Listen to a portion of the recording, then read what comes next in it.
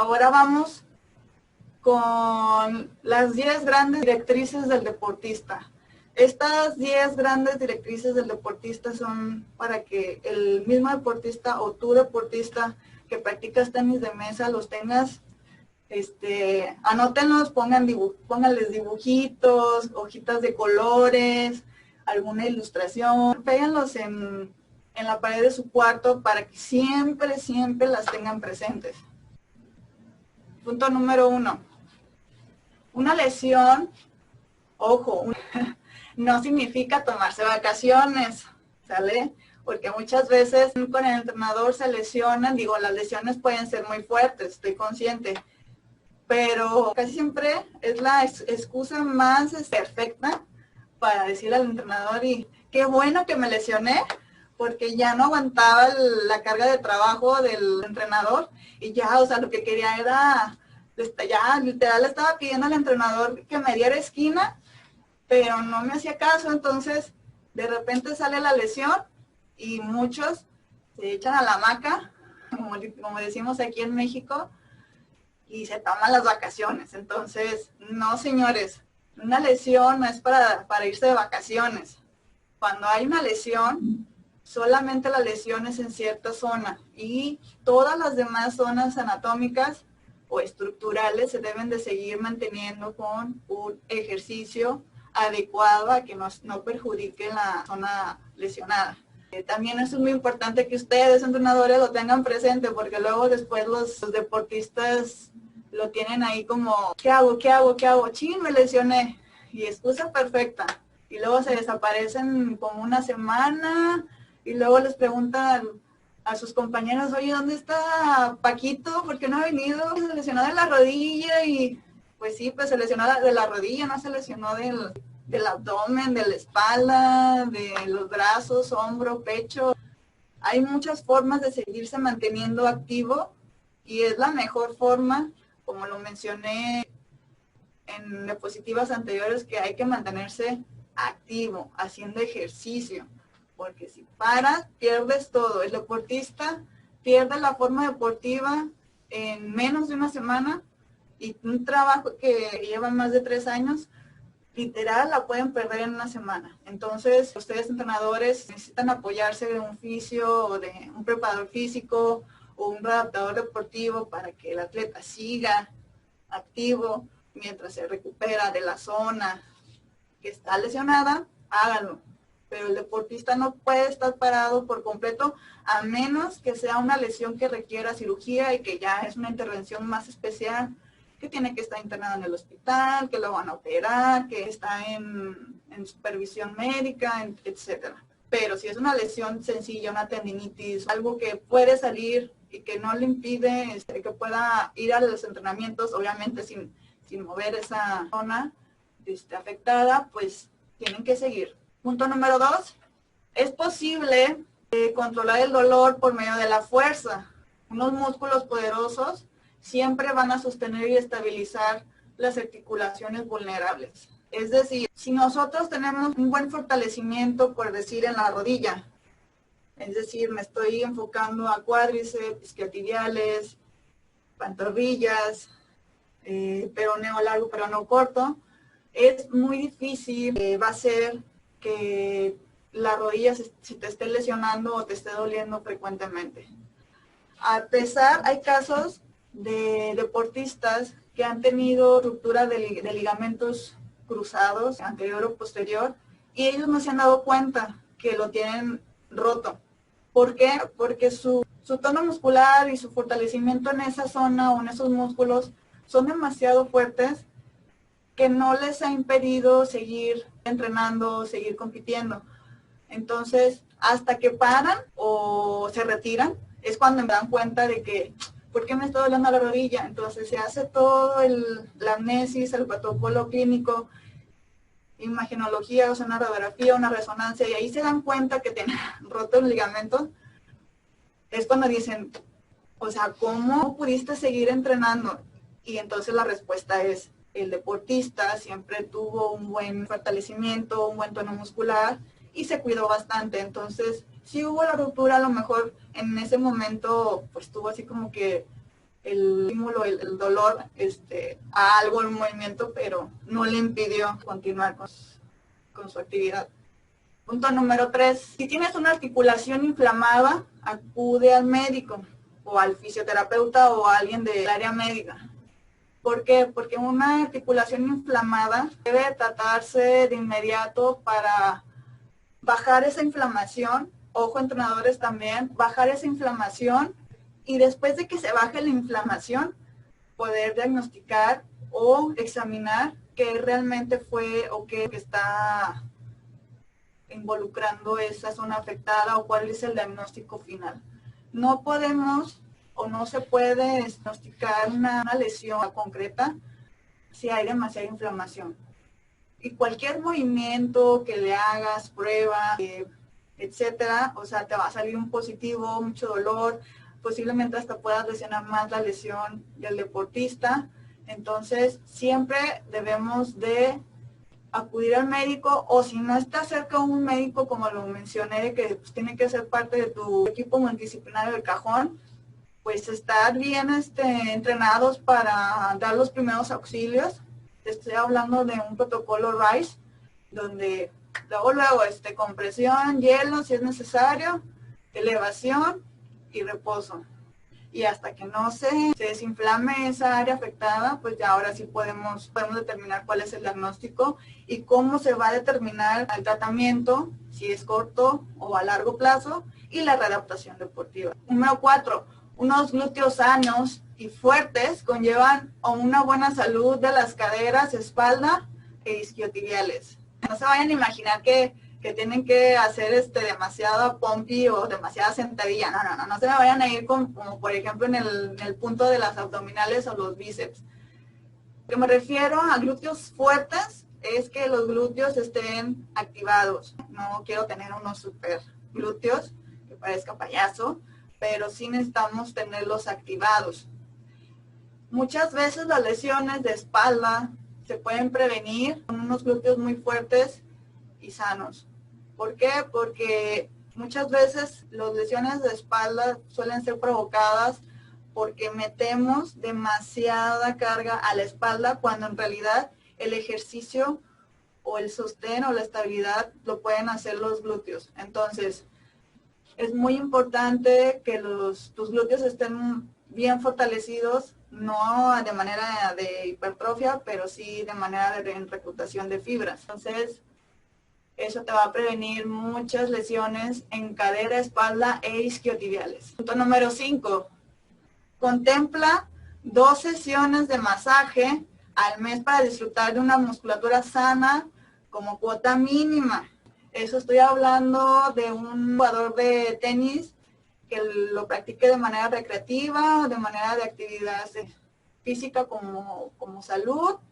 Pero si eres un atleta de alto rendimiento, de élite, tienes que hacerlo al menos una vez a la semana.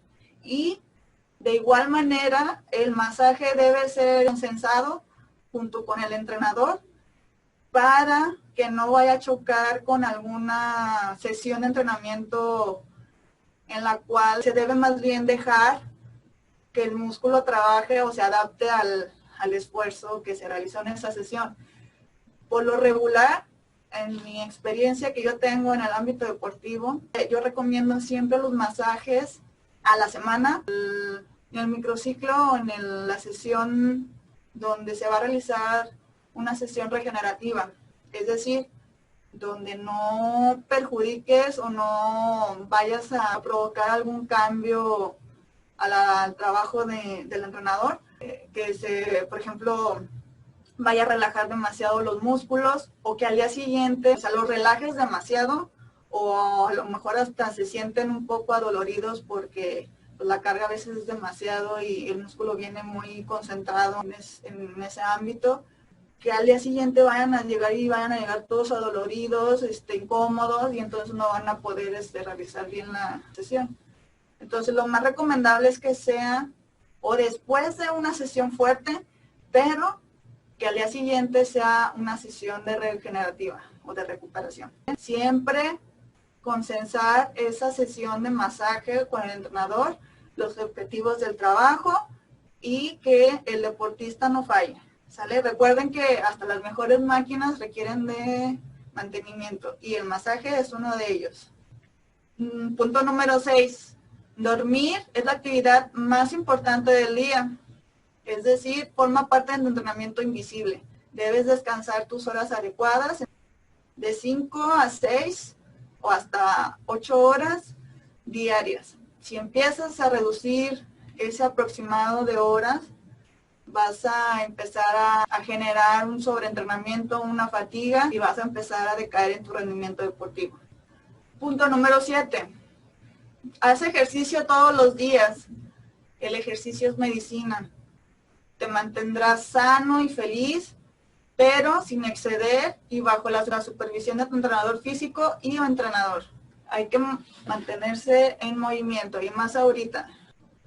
Punto número 8. Aunque solamente practiques un deporte, que en este caso podría ser solo el tenis de mesa, entrena todo tu cuerpo para los movimientos de tu vida real, tus actividades, lo que haces, ni cargar hasta la simple mochila, levantar una caja que vas a colocar arriba de tu armario o por arriba de tu cama, todo eso, ya que los ejercicios que se ejercitan un músculo aisladamente no tienen una base en la realidad. No aísles o no trabajes músculos aislados. Siempre trata de trabajar de manera completa y puedes involucrar actividades, por ejemplo, el yoga, el pilates que les acabo de recomendar, o alguna otra actividad diferente como ir a caminar a la montaña, andar en bici un ratito ahí por el parque, ir a la alberca. Tampoco te quedes en cosas muy repetitivas o muy monótonas, porque eso también ayuda a que te despejes un ratito, te relajes y que llegue la siguiente sesión o la siguiente semana y llegues más motivado que nunca. ¿Sí? Y sin olvidar que cualquier actividad extra a la que vayas a hacer diferente a tu deporte, lo consenses con tu entrenador y que tu entrenador esté de acuerdo y que no vaya a poner en riesgo todo el trabajo físico o el trabajo que lleva contigo por hacer una actividad que a lo mejor no estás preparado para hacer. Punto número 9.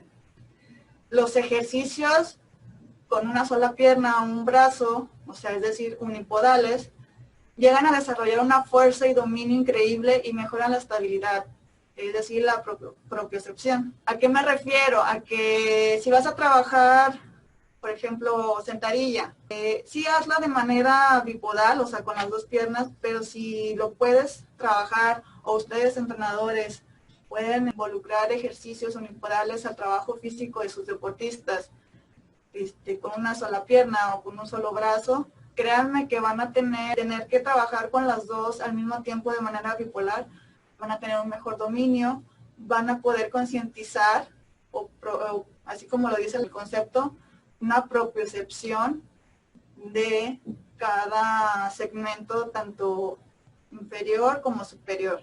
Y el más importante siempre, nunca olvides divertirte, ya que es lo más importante para tu crecimiento como jugador. Recuerda, si no eres feliz haciendo lo que haces, estás en un lugar equivocado o necesitas encontrar rápido una motivación para que puedas seguir avanzando y creciendo en este deporte. Bueno, pues eso es todo.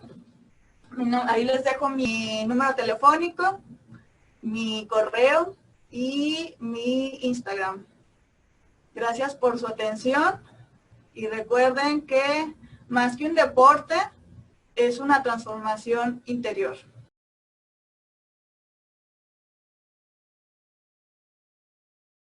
Gracias, Talía. Ha sido una presentación muy interesante y bueno, creo que muy completa en esta inquietud de las lesiones, pues, vista esta, digamos, pasividad que nos ha llevado la situación de la pandemia, ¿no? De estar en cuarentena, en casa. Aquí tenemos ya varias preguntas para ti. Druba Martínez pregunta, ¿por qué a veces te truenan las rodillas? ¿Es peligroso? Las rodillas suelen empezar a crepitar o tronar por el deterioro de la misma articulación. Era lo que yo ahorita comenté en la presentación de las lesiones más comunes del tenista de mesa. El mismo deportista, por ejemplo, en la posición, están aquí con la raqueta y la pelota, al momento de hacer estos movimientos tú estás ejerciendo una compresión, ¿sí? Una constante repetición a todo esto, ¿sí? Por ejemplo, a mí me truenan las rodillas.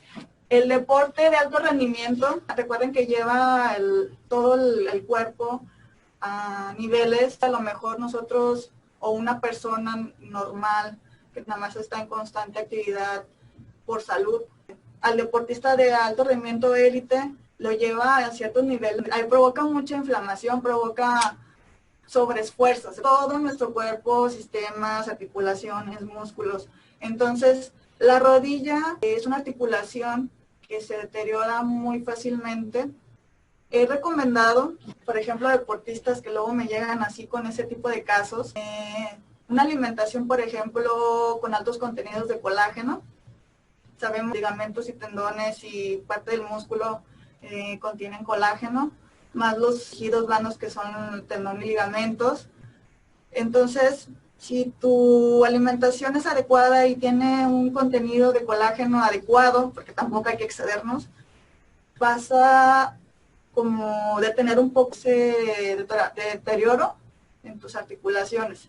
Y ojo, si te truenan, pero no te duelen las rodillas, no hay por qué preocuparse. Pero si te truenan y te duele las rodillas, entonces sí hay que inmediato ir con un especialista en el área, o sea, un fisio o un médico, para que te valore y encuentre ahora sí que la causa del por qué está criticando tanto tu rodilla y te está causando el dolor. Muchas veces, como también lo comenté en la presentación, puede ser por alguna mala técnica o biomecánica de tu deporte, o quizá no es que estés gordo, pero sí necesitas a lo mejor bajar un poquito de peso para que esa compresión que le haces por el deporte y por los movimientos que se realizan en el tenis de mesa no deteriore más de lo que ya se está deteriorando al hacer un deporte de alto rendimiento. Jocelyn pregunta, para lograr que los niños de 10 años logren estirar bien, ¿es mejor aplicar algo de dinámica o un pequeño juego predeportivo? Muy buena pregunta, porque los niños de 10 años, bueno, cualquier niño, siempre son bien inquietos. Bueno, por ejemplo, nosotros nos toca ya deportistas que ya están desarrollados o ya van enfocados a lo que van, resultado, competencia, ganar, mejorar. Pero, por ejemplo, sí es muy buena pregunta con los niños que están iniciando, ¿no? Pues lo más recomendable es siempre, por ejemplo, con los niños trabajar de manera dinámica, porque si tú trabajas como que muy rutinario, muy monótono, pues sí vas a aburrir al niño. Y por ejemplo, para lograr que los niños se estiren, puedes hacer dinámicas en conjunto o en pareja. Yo uso mucho, por ejemplo, que un niño o alguien, por ejemplo, que tú identifiques que sea el líder o que tenga mucha convivencia con todos los de su grupo, darle como la tarea de que él ponga el estiramiento. Obviamente tú le vas ayudando. Entonces, o sea, le dices, oye, ¿cómo ves? Así como que lo convences de que, oye, ¿cómo ves? Me echas la mano, es que mira, necesito que tus compañeros, bla, bla, y así. Y como es el niño que a lo mejor todos siguen, que es el líder, que se lleva bien con todos, pues él puede como tener un poquito más de convencimiento y más empatía con sus compañeros para que puedan realizar el estiramiento. Y es muy importante porque ese niño a lo mejor es el mejor de la clase, a lo mejor es el que tiene más desarrollo deportivo en ese momento, y entonces pues todos los niños o sus compañeros que están ahí con él, pues quieren ser como él, pues darle competencia, entonces pues como que los motiva. Entonces sí, ese podría ser una dinámica. Otra dinámica es, por ejemplo, mencioné algo de pilates y yoga, pero por ejemplo, pilates se me hace muy para niñas, digo que también los hombres lo hacen, pero por ejemplo yoga, hay yoga para niños y eso puede ayudar también para de que alguna sesión, no sé, invites a un instructor de yoga que haya trabajado también con niños. Puedes invitar al instructor de yoga y nunca ha trabajado con niños, entonces le va a costar mucho trabajo y va a ser como que muy mala experiencia para ellos. Y también pues te vas a sentir así como que incómoda de que, ay, no me están poniendo atención o no les está gustando la sesión. Entonces es muy importante que sea alguien que ya haya trabajado con niños y ese tipo de actividades puede ayudar para que el niño empiece a concientizar de que tiene que estirar, que el estiramiento es básico y más a esa edad porque conforme vamos creciendo vamos perdiendo esa capacidad condicional de la flexibilidad. Lirva comenta que a él le truena el hombro derecho, pero que no le duele. ¿Cómo crees tú que pudiera evitar o quitar esa situación? Irma, respondiendo a tu pregunta, primero se tendría que hacer una valoración. Digo, eso lo puedes hacer con tu fisio de confianza o con alguien que tú creas que pueda ayudar. Pero muchas veces, o sea, que truene el hombro puede ser por dos cosas.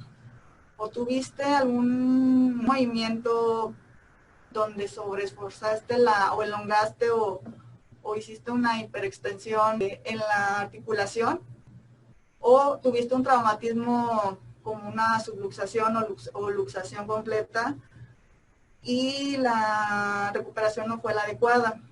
Entonces, muchas veces ese como tronido que es incómodo puede ser por eso y necesitas ahorita, por ejemplo, asistir con un fisio de confianza que te valore, que realmente identifique si es algo que te esté generando dolor, inflamación o hasta cierta limitación de tus movimientos, porque recuerden que el hombro hace movimientos de flexión, extensión, abducción, aducción, rotación interna, rotación externa, un poco de circunducción, que son de estos movimientos que les acabo de decir.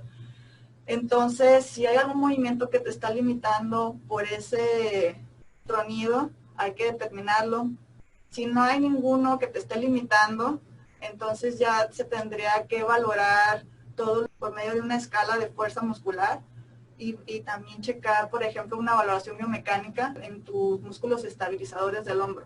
Porque la mayoría de las lesiones son porque los músculos estabilizadores no están totalmente fortalecidos y entonces todo el trabajo se lo hacemos a los músculos grandes, a los músculos fuertes, cuando en realidad los músculos estabilizadores están para eso, para estabilizar, para ayudar, para que en esos momentos donde la articulación o el movimiento que vas a realizar, porque los movimientos, por ejemplo, de circunducción o los movimientos en deportes de raqueta son movimientos que son fuera del rango fisiológico del hombro. Entonces, sí necesitamos que esos músculos estén ahí, se estén trabajando, estén activos para evitar ese tipo de lesiones. Entonces, igual que las rodillas, si te truena el hombro y no te molesta, no hay por qué preocuparte, pero sí ponle mucho ojo en los músculos estabilizadores, busca alguien que te pueda valorar biomecánicamente en esos músculos. Si no lo encuentras, pues comienza a fortalecer esos músculos estabilizadores, que son, por ejemplo, en el hombro, son el serrato, romboides y dorsal ancho. Entonces, trata de empezar a fortalecer esos músculos y también los músculos que mencioné del manguito rotador. Nelson Ixcaragua hace pregunta acerca de la flexibilidad en niños de 6 a 10 años y de 11 a 14. ¿Cuántas sesiones a la semana es aconsejable trabajar y cuánto tiempo en la sesión de entrenamiento? La flexibilidad a la semana con ese grupo de rango de edad que me menciona, pues la flexibilidad se puede trabajar diario. La flexibilidad es una capacidad condicional que desde que somos bebés tenemos muy desarrollada. ¿Por qué? Porque como nuestros huesos se van empezando a madurar, nuestros huesos todavía están un poco flexibles o hay como tipo cartílago. Entonces, conforme vamos creciendo, el hueso va madurando y se va haciendo un poquito más duro. En ese rango de edad ya estamos hablando en una fase de desarrollo para esa capacidad.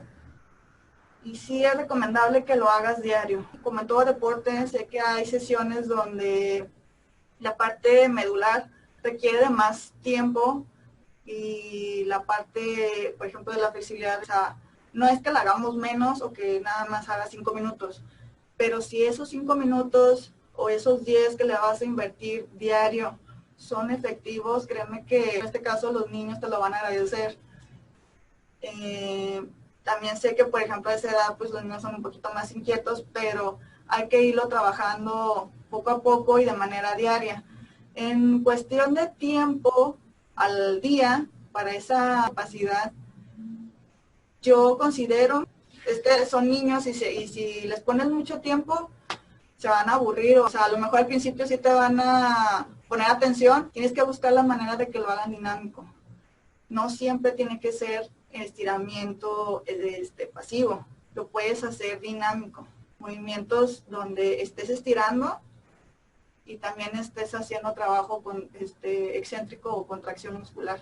¿Cómo tratar una lesión en la espalda baja cuando el dolor solo es cuando se empieza a correr?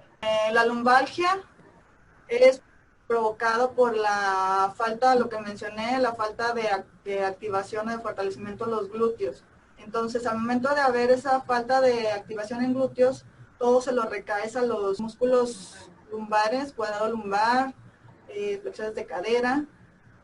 Entonces, ustedes como entrenadores ponen trabajos para los lumbares o para el trabajo en espalda. Pero, por ejemplo, dolor al momento de correr, esto ya me está involucrando, no es precisamente muscular, sino que a lo mejor hay algo en la parte de la columna vertebral con la última lumbar y la primera sacra que está haciendo ahí, por ejemplo, en rotación de cadera, porque nosotros pues, hacemos una semirrotación cuando vamos corriendo.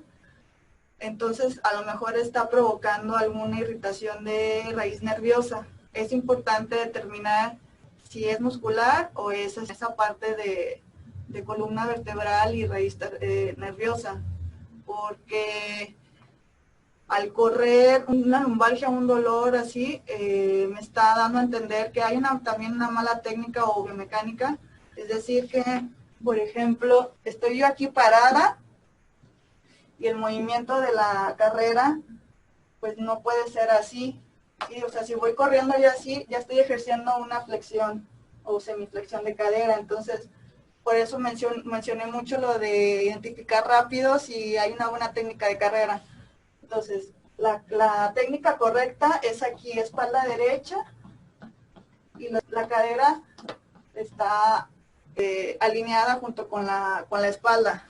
Entonces, sí hay que verificar primero, pues, la forma biomecánica de esa persona, la forma biomecánica de su carrera, ver si no es la forma biomecánica de la carrera, ver ya de manera fuerza muscular, o sea, escala de Daniels o Lovett, en todos los músculos involucrados que son los de flexión de cadera, aducción, y si todo está bien en todo lo que es la evaluación de fuerza muscular, entonces ya hay terminaciones nerviosas.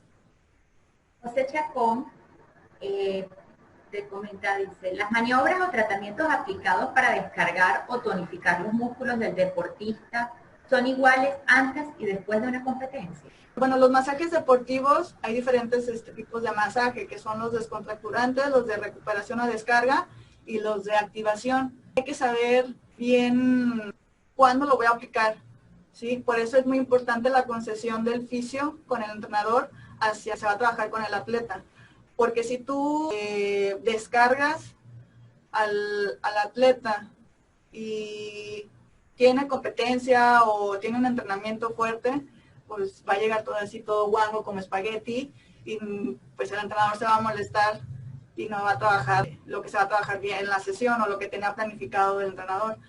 Pero, por ejemplo, si el deportista necesita descansar, ya terminó su microciclo o su sesión diaria y estuvo muy fuerte y al día siguiente tiene la sesión de recuperación y tú le das o sea, no sabes qué onda, o sea, no se hizo la concesión o la planificación o no hay buena comunicación y tú llegas y el deportista te dice, ay no, dame un masaje para quitarme el dolor, y no se tiene el conocimiento adecuado y le das, por ejemplo, percusiones, o se lo haces muy suavecito, o sea, muy corto, puedes, en vez de relajar, puedes activar ese tono muscular. Pero sí, por ejemplo, el masaje puede ayudar para tonificar o activar el músculo. Wilmar Jaime, ¿qué se le puede aconsejar a un atleta de discapacidad en condición física que sufre de vértigo para que no pare de entrenar?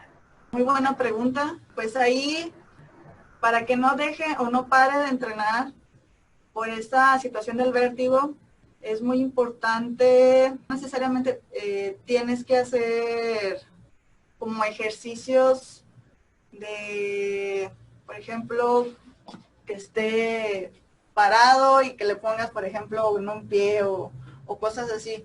¿Por qué? Porque como tiene vértigo, entonces va a tender a desequilibrarse muy fácilmente, pero puedes hacer ejercicios o mantener, para que no pare, ejercicios isométricos o concéntricos para que se mantenga ese deportista de discapacidad.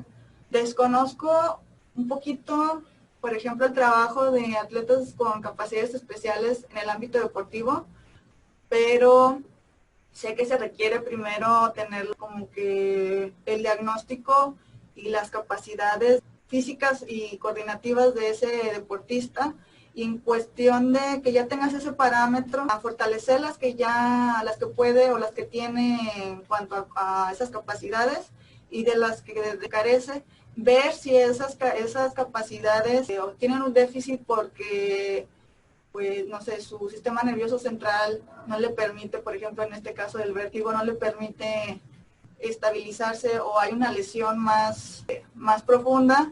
Entonces tienes que ver cómo desarrollarlo y cómo trabajar esa parte del vértigo, ¿sí?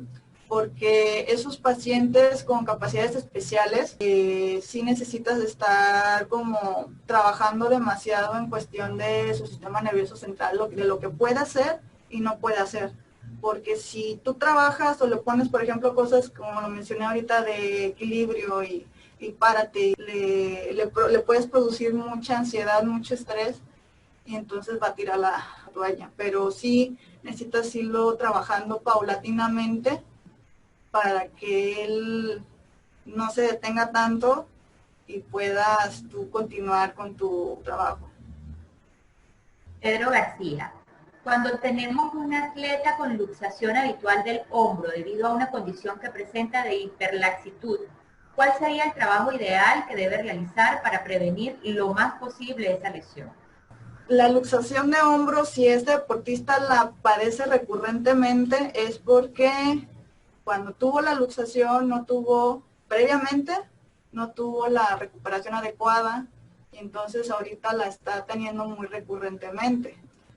Es muy importante, y ahorita qué bueno que mencionan esta parte de las luxaciones. Por ejemplo, cuando hay una luxación de hombro, el húmero ya regresó a su ubicación anatómica después de haberse separado o salido de su zona, necesita una recuperación. Eso es una prox, y ya está de manera estadística y basado en experiencias de traumatólogos deportivos.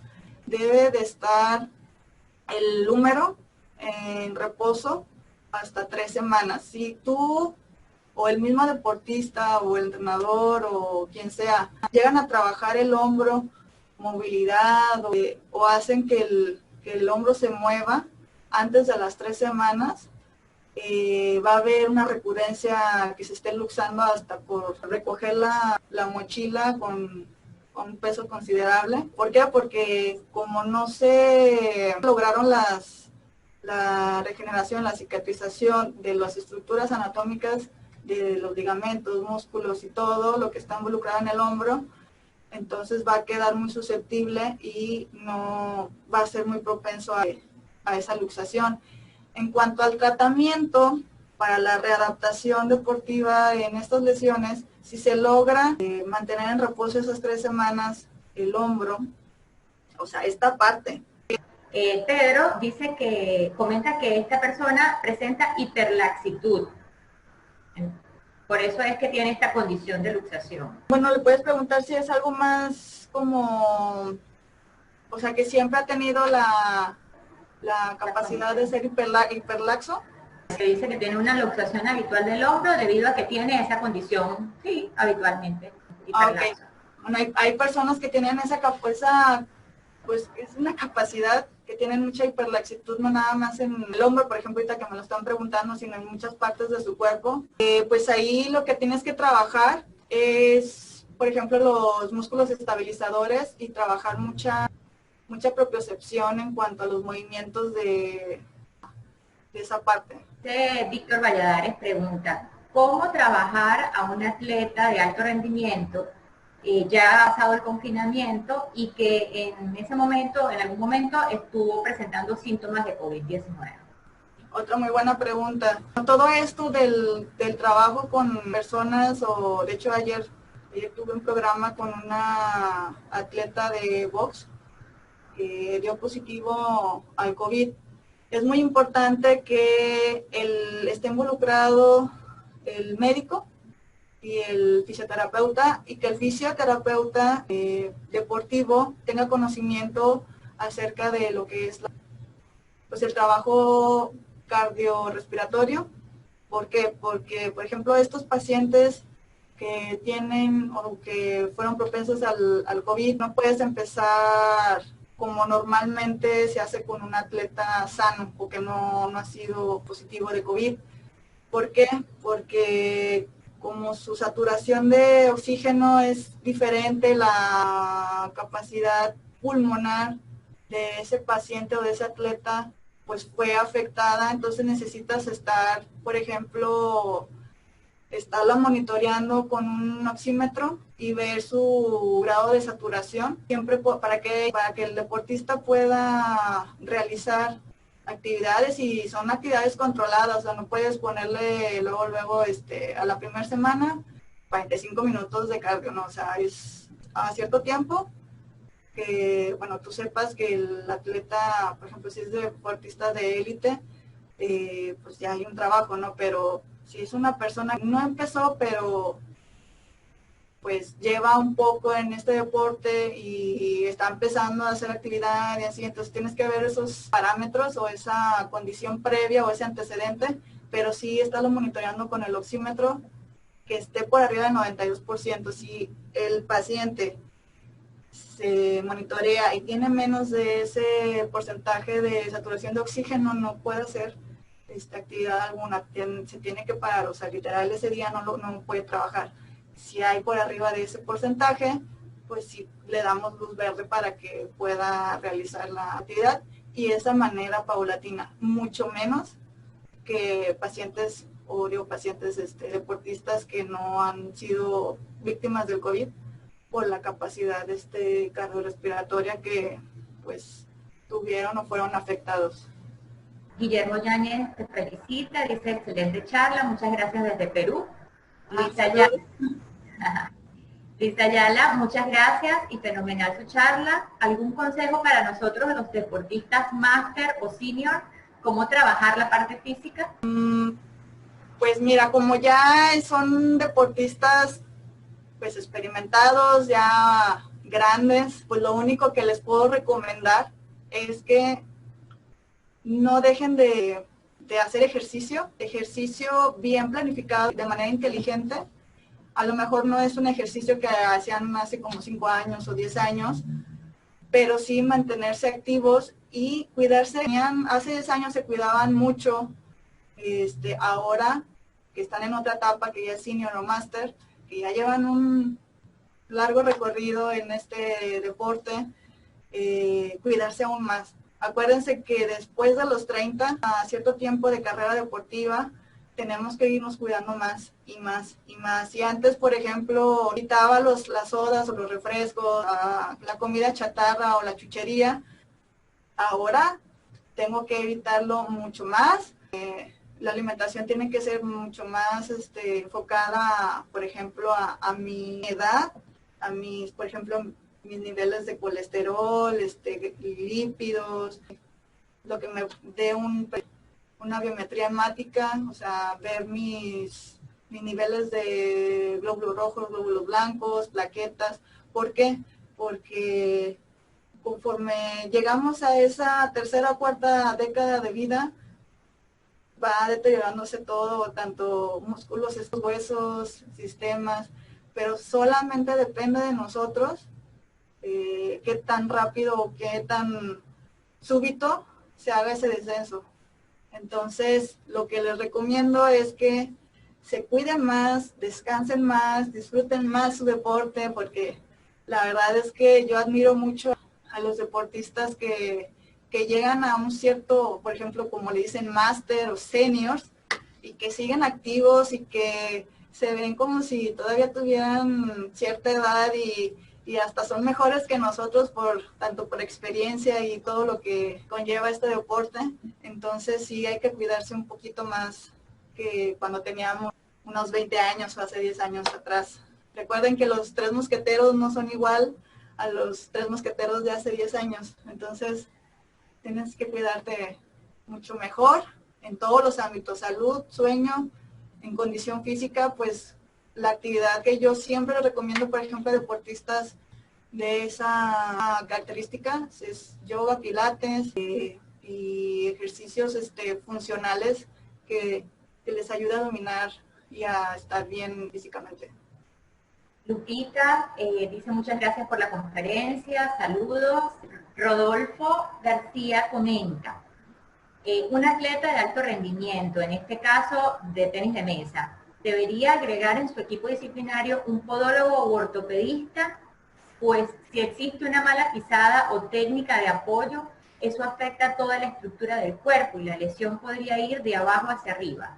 Exacto. Sí, si tienes tú la oportunidad de involucrar en tu cuerpo multidisciplinario un podólogo, está súper buenísimo. ¿Por qué? Porque te va a estar apoyando en cuestión de la pisada y sí es muy cierto, a veces la misma pisada es la que te empieza a hacer la cadenita de abajo hacia arriba. O sea, primero la fascitis plantar, luego dolor en el tobillo o en el tendón de Aquiles, y luego se va la rodilla, luego cadera, espalda baja, y así se va, y a veces llegan hasta el hombro, y entonces uno empieza a evaluar, empieza a sacar todo, cascada, y empieza a ver todo de que el punto o la detonación fue desde la pisada. Entonces, si tú lo puedes involucrar, súper bien. Nada más recuerda que el podólogo pues, no va a estar como un fisio o como un redactor deportivo, no va a ser tanta la interacción. El podólogo nada más va a ser como un apoyo o como un profesional de la salud que te va a estar apoyando en ciertos puntos. Lo puedes poner al inicio de la temporada en evaluaciones iniciales o cuando exista, por ejemplo, o sea, que no veas mejora en el rendimiento del deportista, que le puedes hacer un estudio y quizá entras ahí en su pisada o en su biomecánica de la marcha o carrera, algún punto importante que le pueda ayudar a mejorar el rendimiento del deportista. Vini dice, excelente ponencia. Jesús dice, la sesión en la articulación de la rodilla y tobillo es común en el tenis de mesa. Generalmente, ¿qué tiempo lleva la recuperación de acuerdo al grado de la lesión? ¿Recomienda el reposo directo o la práctica lo más pronto posible? ¿El uso del hielo como antiinflamatorio es recomendable todavía? El uso del hielo sí es recomendable todavía, pero hay que saber qué tiempo, qué tipo de lesiones y cómo aplicarlo.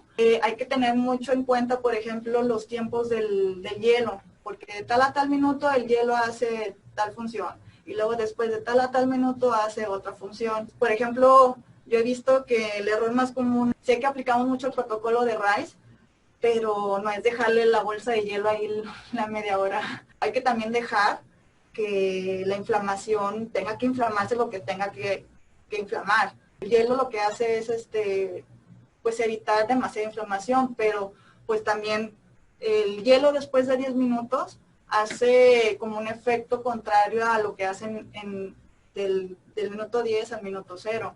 Entonces empieza a hacer el efecto contrario del minuto 10 en adelante. Entonces sí hay que saber tiempos, tipo de lesión que hay para poder hacer la aplicación de hielo. Yo, por ejemplo, sí aplico el protocolo de RICE, pero tengo que saber cómo fue la biomecánica o el mecanismo de la lesión, o sea, observar si realmente el edema es demasiado excesivo o es muy mínimo, y ver si el hielo lo ocupa, o sea, estático solamente una vez o tienes que estar poniendo cada cierto tiempo. Las primeras 72 horas son muy importantes en cuestión del hielo.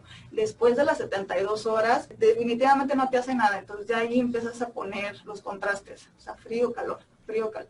¿Cuál era la otra pregunta antes de lo del hielo, Mónica? ¿De esa misma?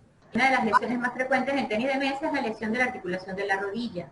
Ajá. Y que si recomendabas el reposo directo o la práctica lo más pronto posible.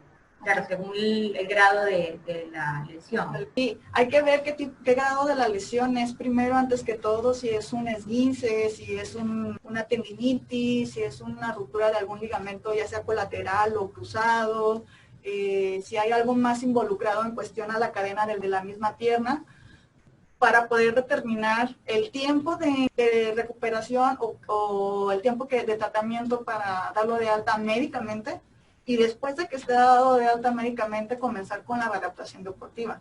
Pero también hay que evaluar y tenerlo muy claro, el estar, por ejemplo, en este caso de la rodilla no te impide, por ejemplo, seguir trabajando con la otra pierna, está trabajando todo lo que es tu parte o núcleo central, que es el core, abdomen y espalda, trabajar toda la parte superior. Entonces, aquí está la lesión, pero hay que seguir manteniendo todo lo demás, porque si no vas a perder todo y es empezar otra vez de cero y te vas a retrasar, es poder reincorporarte lo más pronto posible. En el deporte, la fisio deportiva tiene que ser rápido. ¿Por qué? Porque hay competencias, hay objetivos, hay todo. Entonces, es algo que siempre tengo presente, porque yo también fui deportista y lo que siempre quería era, de las pocas veces que me lesionaba y lo que quería es luego rápido, o sea, salir lo más pronto posible. Pero también hay que decirle al atleta o al deportista que esté consciente de que si no es disciplinado y no está aplicado en la terapia, pues no va a salir tan rápido. El 90% del éxito de la terapia es más del deportista, y el otro 10% es de lo que nosotros como fisios o profesionales de la salud le ayudamos o le damos las herramientas. Bueno, Hernán Colombo te felicita por muy buena ponencia. Edgar Miranda, muchas gracias, excelente ponencia. Hernando Balbuena, muchas gracias, muy interesante. Emanuel Ulloa dice, excelente charla, saludos desde Santa Cruz, Argentina. Carlos Ulloa, muy buena la charla. Engelbert, saludos desde Lima, gracias por esta gran familia de tenis de mesa de las Américas. Lirva Everdeen dice, gracias por toda la información, Talía, ha sido muy interesante tu plática. Y para terminar, vamos a cerrar con esta pregunta. Gustavo pregunta, ¿no crees conveniente que en vez de olvidarse de los abdominales o subestimar su desarrollo, más bien sean de vital importancia al ser el engranaje entre el tren superior y el tren inferior? El tenis de mesa está caracterizado por torsiones constantes y de grande velocidad que necesitan de fortalecimiento de todo el core para que haya una eficiente cadena cinemática, ya que no necesariamente tiene que haber hipertrofia, sino fortalecimiento, y fácilmente se puede lograr a través de ejercicios isométricos, ya que son los que se han demostrado son los más eficientes. El punto que me refería a excedernos o nada más enfocarnos a los músculos de vanidad, que eran los bíceps y los abdominales, yo me refería a que, por ejemplo, hay deportistas que nada más van y están aquí con la mancuerna, por ejemplo en el bíceps, o están haciendo 1000, 8000 abdominales en flexión, siempre en flexión, y luego acá y así, ¿no? Entonces, en el punto que él está preguntando o que me está haciendo la observación, sí estoy de acuerdo contigo que hay que trabajar los músculos del núcleo central y los del core, pero a la par, o sea, abdominales y lumbares. ¿Por qué? Porque sí, el deporte del tenis de mesa es mucha rotación y por eso mismo la espalda es una de las zonas con más lesión en este deporte. Entonces, otra vez, a lo que me refería con el punto de excesivo trabajo de bíceps y abdominales es que hay muchas personas o deportistas, o como que no hay ese conocimiento concreto en que solamente van y hacen puro bíceps, pues solamente van y hacen puro abdominal y no trabajan, por ejemplo, todo completo o la área del core que tú me especificas, que son la base. Y sí son la base porque si tenemos bien trabajada esa zona, evitamos demasiadas lesiones. De hecho, esta zona del core es la zona que nos permite o que nos mantiene, por ejemplo, estar de pie. Entonces, imagínate el trabajo que hacemos el día a día para estar parados, tanto por las lumbares y por el core. Entonces, ya en el ámbito del tenis, pues sí, las torsiones y todo, sí son muy importantes. Pero de manera inteligente, o sea, trabajarlo de manera inteligente, como tú lo dices, isométricamente o excéntricamente, pero no llegar y solo abdominal y solo bíceps, a eso me refería. Bueno, Talía, siguen enviándote saludos, Santiago Bermejo desde Ecuador, Wilmar Jaimes, gracias, excelente ponencia, Raquel Morales, muchas gracias, excelente ponencia, Gustavo te da las gracias por la respuesta que le diste a su participación, y bueno, agradecemos todos, la verdad, ha sido muy valiosa el aporte del día de hoy, muy didáctico, creo que ha sido bastante claro y creo que vamos a un tema que es muy importante en este momento porque bueno, yo supongo un poco que los atletas y todos en general vamos a salir un poco corriendo de nuestras casas una vez podamos volver a la normalidad. Y todas las cosas que has dicho hoy, pues hay que considerarlo, hay que tenerlo en cuenta para tener una salud física considerable, porque si no, de vuelta a la casa, pero porque nos pasó algo, nos lesionamos, nos hicimos nada. La primera semana, ya claro. Sí. Antonio, si quieres acotar alguna cosa antes de despedirnos. Buenas tardes, la verdad ha sido una ponencia impresionante, con un montón de valor y la verdad ha sido bastante, porque también yo sí he tenido lesiones y sé lo que es. Y sobre todo he detectado cosas, por ejemplo, porque yo tenía, entre comillas, el pequeño mito de cuando me lesionaba, pues, aunque me lesionaba y decía, bueno, no me dolía tanto y seguía entrenando, luego cuando se enfriaba lo que es la lesión, pues ahí es cuando venía el dolor de información verdadera. Y ante todo, pues te agradezco la participación de todos los que han estado haciendo aportaciones y la asistencia. Agradecerles a todos la participación, habernos acompañado el día de hoy. Gracias Talía, Antonio y a todos los que han estado detrás de sus pantallas acompañándonos.